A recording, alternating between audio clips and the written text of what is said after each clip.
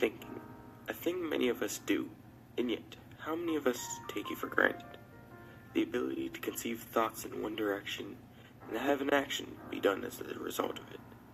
However, not everyone can think on the fly when in a situation that is stressful and dangerous.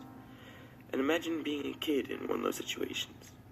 That's one of the entire purposes of the book, Lord of the Flies.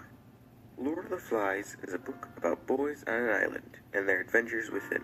Sounds fun, right? However, as the book progresses, it becomes more clear that these boys aren't just playing around, living the easy life, drinking coconut smoothies and sliding down makeshift water slides. No, these boys are fighting with their surroundings and fighting with their own sense of civility, gradually turning more and more savage until they're at the brink of killing each other for the fun of it. And yet, that conflict between these characters brings to light a variety of different conclusions you could make about the nature of human nature. That conclusion can be supported by different things. These include things like symbolism, conflict, and visualization, which will be used later on. Now, this book was written from the perspective of someone who has experienced tragedies of war and all the truth behind what humans do in situations where survival is your only goal. So he writes what would most likely happen if kids actually fell on an island and were forced to survive like this.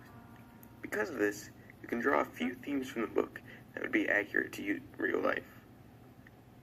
To be frank and wrap it all up, in The Lord of the Flies, while using devices like symbolism, conflict, and visualization, William Golding shows that with life experience comes the loss of innocence.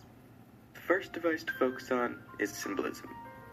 Now, with the fire, Ralph sees that the fire is a very important tool of survival, and that shows how he lost his innocence, because from the beginning of the book, he goes from, ooh, such a pretty fire, let's play around with it, to, oh my Jesus, if we want to live through this hell, we really need to keep that fire going.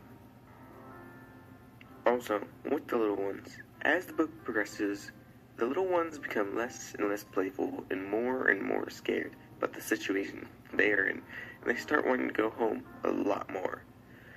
Now, this shows that they don't have innocence because while the kids might still be innocent because of them being a kid, they realize that living on an island isn't just fun, and that life away from the safety of your parents is truly a hard one, and they see why the rules are actually the rules. The second device to focus on will be conflict, and the first conflict is Ralph versus his brain. Now, as Ralph survives more and more on the island, he starts to think more and more, and with that extreme thinking comes the loss of innocence, because you start to process the world around you differently and see the reality of what is happening. The second conflict is Ralph versus basically everyone else on the island. Ralph starts getting mad at everyone except maybe a select few like Piggy and Simon, who are just goofing around and not working on their survival.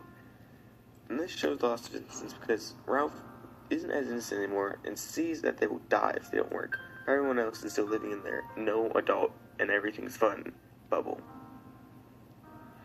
The third device to focus on will be visualization. Now, as the book progresses, all the kids on the island are seeing the little tiny details that Will and Golding are described to us. And the kids are seeing the gruesome and disgusting things, and they all react in different ways as time goes on. Such as when they see Simon's death, they react from disassociation, and they realize the true implications of what being dead is like, instead of just being like, oh no, he died, that sucks. To bring it all together, in The Lord of the Flies, William Golding shows that life experience comes with a loss of innocence by using devices like conflict, symbolism, and visualization.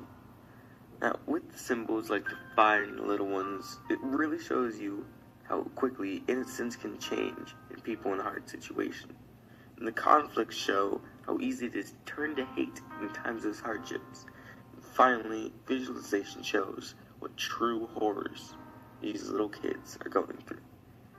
Now, to finish it off, I want you to realize that this book is about kids and it is fictional, but it's actually based on the experiences of someone who went through something similar, with a group of adults, normal people like you and me.